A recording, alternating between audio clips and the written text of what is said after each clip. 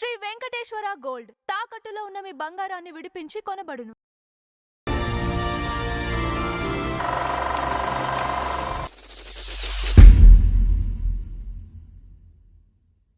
నమస్కారం నంద హరిచంద్రరావు గారు. నమస్కారం అంజువా స్వామి గారు. ఈ రోజు మన ఫ్లాష్ బ్యాక్ లో 80s కి సంబంధించిన హీరోయిన్ గురించి మాట్లాడుకున్నాం. రాధా గారు లేకపోతే ఇట్లా కొంతమంది ఉన్నారు చూసారా, ఖుష్బు గారని, రాధిక గారని ఇట్లా ఉన్నారు కదా. రమ్యకృష్ణ గారు ఈ కోవలోనే విజయశాంతి గారు వస్తారు. పవర్ఫుల్ విజయశాంతి గారు అటు గ్లామరస్ రోల్స్ చేశారు, ఇటు పవర్ఫుల్ అన్ని జోనర్స్ చేశారు. ఇప్పుడు హీరో లేని క్యారెక్టర్స్ కూడా పైగా అందరు హీరోలతో చేశారు, అది చెప్పుకోవాల్సింది. అవును, ఈవెన్ చంద్రమోహన్ గారితో కూడా చేశారు నాదా కృష్ణరాజు గారి పిక్చర్ లో. ఇప్పుడు ఇంకోటి విజయశాంతి గారిలో ఉన్న గొప్ప విశేషం ఏంటంటే లేడీ ఓరియంటెడ్ సినిమాల్లో నటించటమే కాకుండా సూపర్ హిట్లు అంటే ఆల్ దాదాపుగా 80-90% హిట్స్ అండి ఆవిడ. అవును, హీరో వర్షిప్ వచ్చింది ఆవిడకి. అవును, hero worship, lady super star చెప్పాలి. Lady Amitabh, queen of action ఏమండి. తర్వాత అన్ని జోనర్స్ కలిసిన నటీమణి. తర్వాత ఫైట్స్ ధైర్యంగా చేసేవాడంట ఆవిడ. ఫైట్స్ కి డూప్ లేకుండా కూడా జంపింగ్స్ కానీ ఫైట్స్ కానీ చాలా ధైర్యంగా చేసేవారు. అది ఎవరికి అబ్బలా మళ్ళీ. అది రావడానికి ముందు అందరు హీరోలతో, చిన్న హీరోలతో సహా అందరితో చేశారు ఆవిడ ఫస్ట్. సరే, ఆవిడ ముందు జన్మస్థలానికి వెళ్దాం. జన్మస్థలం మీద చాలా కాంట్రవర్సీలు ఉన్నాయి ఆవిడకి. ఆంధ్ర ఆవిడ అది కొంతమంది అంటారు, తెలంగాణ ఆవిడవాదని కొంతమంది అంటారు. ఈ రెండు కరెక్టే.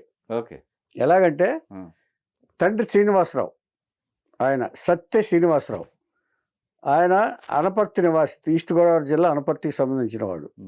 తల్లి వరలక్ష్మి, వరంగల్కి సంబంధించిన ఆవిడ, వరంగల్లో పుట్టిన ఆవిడ.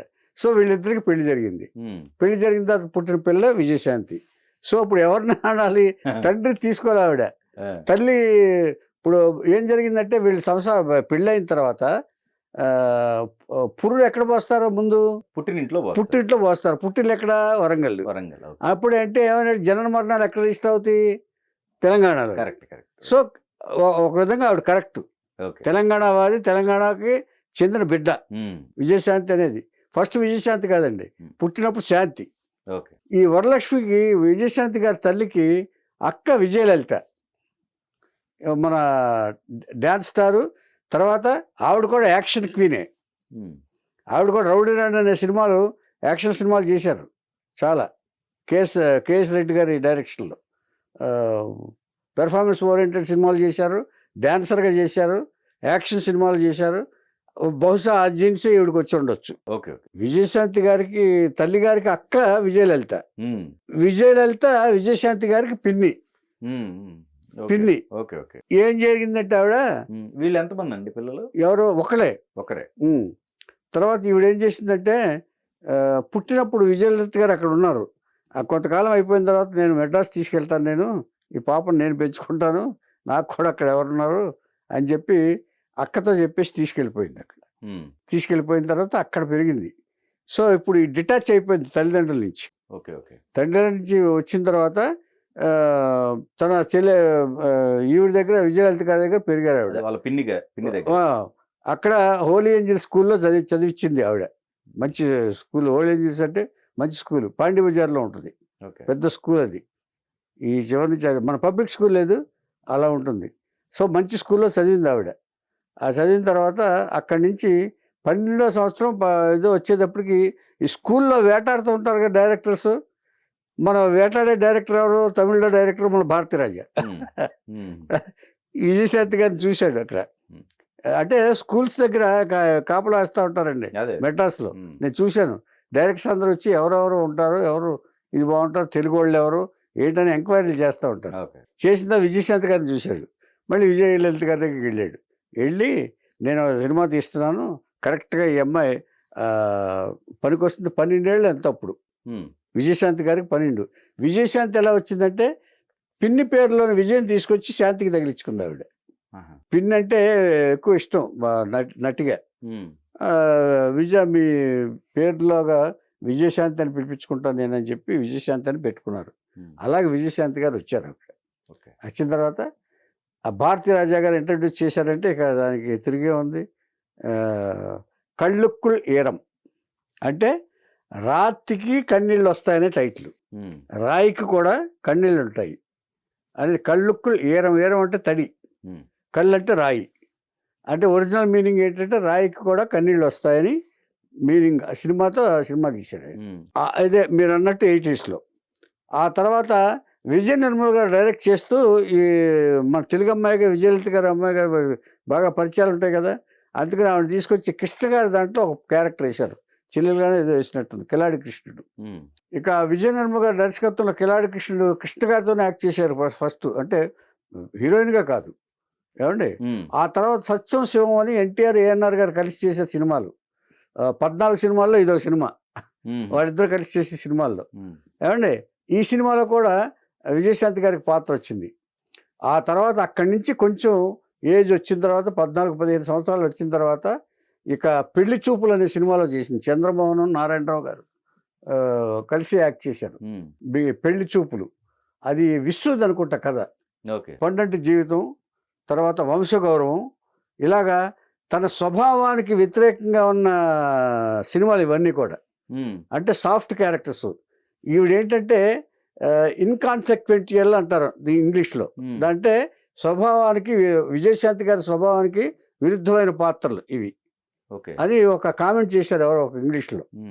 ఇన్కాన్సిక్వెంటియల్ అంటే స్వభావానికి విరుద్ధమైన పాత్రలు. విజయశాంతి గారు మామూలుగా అయితే ఇలా ఉండకూడదు అని వాళ్ళు ఒకళ్ళు అభిప్రాయం వెలిబుచ్చారు.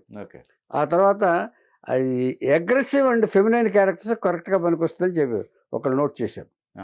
అగ్రెసివ్ అండ్ ఫెమినైన్ రెండిటికి కూడా. అంటే ఫ్యామిలీ తరహా పాత్రలకి, అగ్రెసివ్ పాత్ర యాక్షన్ సినిమాలకి కూడా ఈవిడ పనికొస్తారని చెప్పారు. అప్పుడు దిగారు టి కృష్ణ గారు. ఇక విజయశాంతి జీవితంలో గొప్ప మలుపు వచ్చిన సినిమాలు, అభ్యుదయాన్ని అందరాలు ఎక్కించిన సినిమాలు విజయశాంతి నటనతో. అభ్యుదయానికి అందరం ఎక్కించారు వీళ్ళు ఇద్దరు కూడా ఏమండి.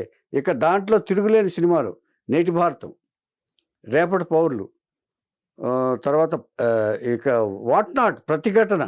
ప్రతిఘటనలో ఆవిడ సెంటిమెంట్ని పండించింది. ఎవరో అవమానాలు చేస్తుంటే ఈ దుర్యోధన దుశ్శాసన పాటలో సెంటిమెంట్ని పండించారు, ఇది పండించారు.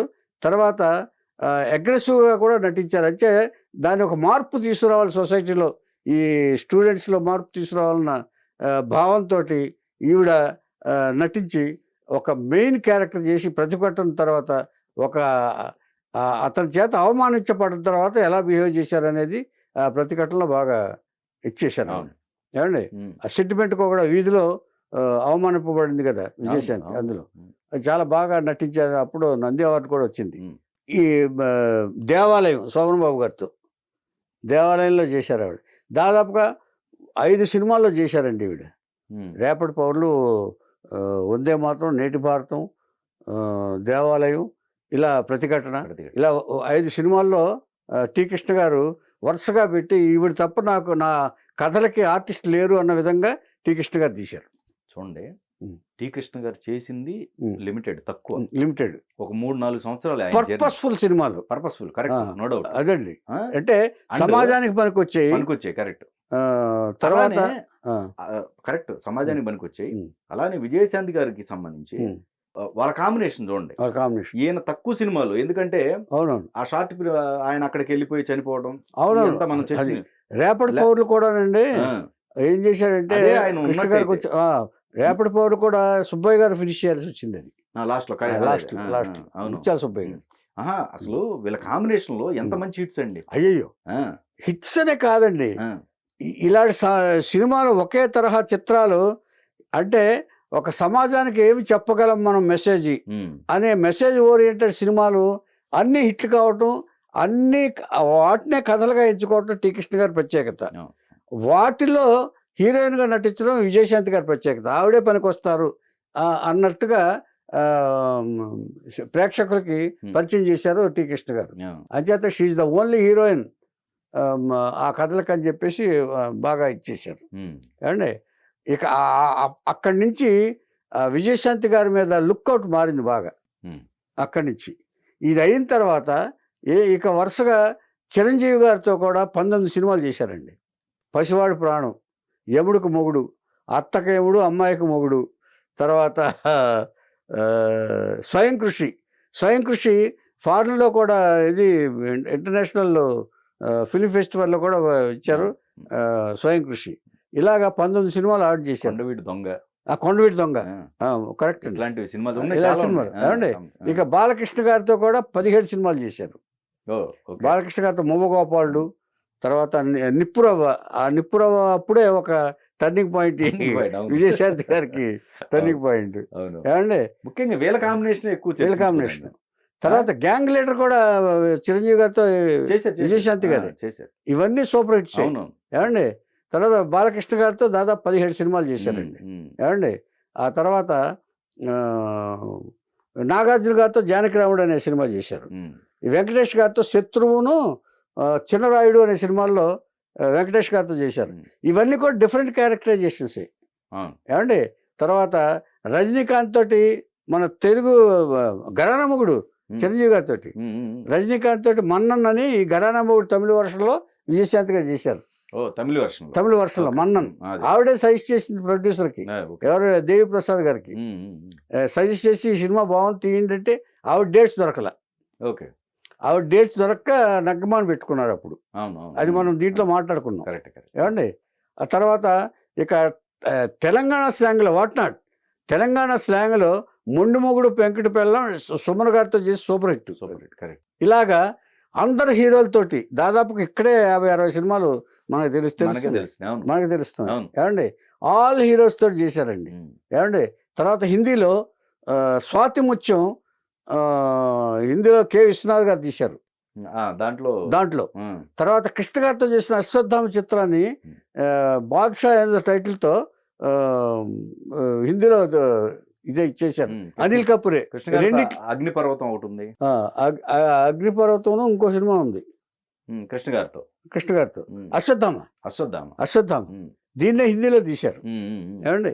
ఇలాగ అందరు హీరోలతోటి, సోమన్ బాబు గారితో పండంటి జీవితం, దేవాలయం, ఏడు అందరు ఏ హీరోలు లేదు చెప్పండి ఇందులో, అందరితో ఉన్నారు.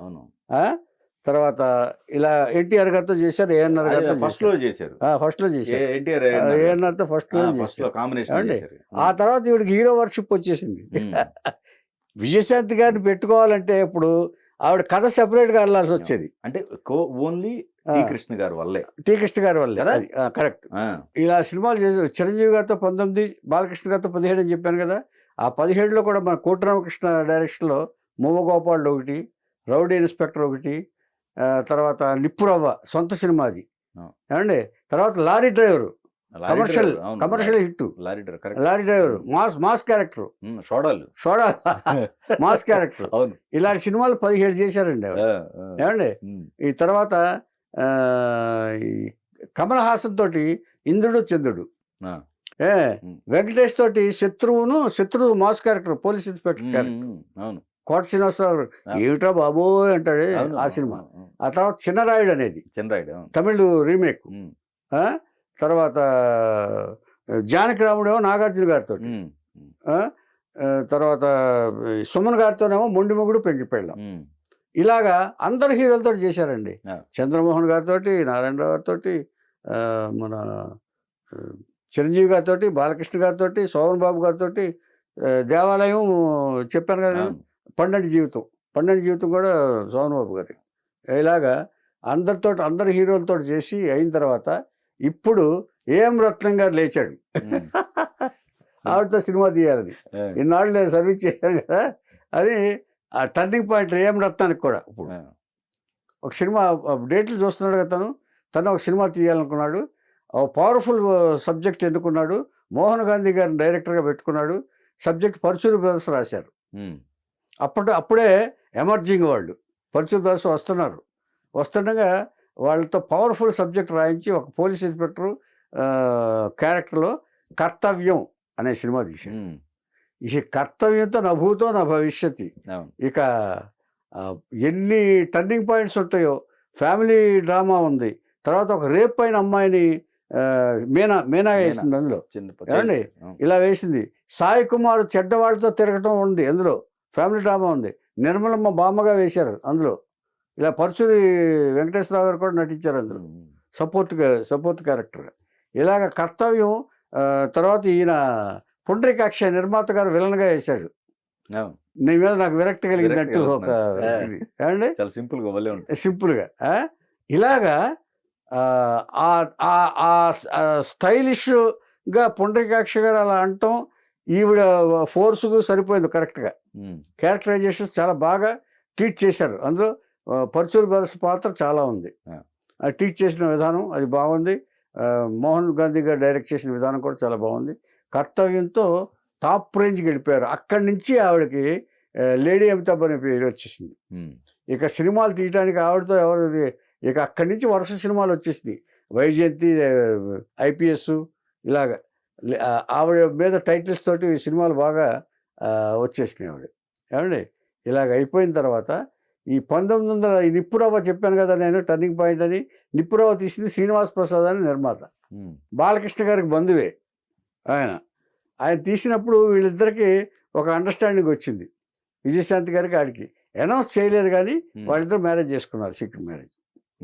శ్రీనివాస్ ప్రసాద్ గారు 1988లో విజయశాంతి గారికి, అదే 1988లో ఆ ప్రాంతంలో సినిమా అది పెళ్లి చేసుకుని ఇప్పటి వరకు వాళ్ళు కంటిన్యూ అవుతున్నారు. అంటే ఓపెన్గా కాకపోయినా వాళ్ళు శ్రీనివాస్ ప్రసాద్ గారే ఆవిడ భర్తగా ఆవిడ స్వీకరించారు. ఆయన కూడా అలాగే అక్కడే ఉన్నారు ఆయన. ఇలాగ వాళ్ళ దాంపత్యం చాలా బాగా సాగుతుంది, ఒకరికొకరు సపోర్ట్గా ఉంటూ. విజయశాంతి గారి ఈ పాలిటిక్స్కి వచ్చిన తర్వాత ఇది కూడా ఇదిగా ఉంటున్నారు ఆవిడ. వీళ్ళకి పిల్లలు లేరు, వీళ్ళకి కూడా పిల్లలు కలగల.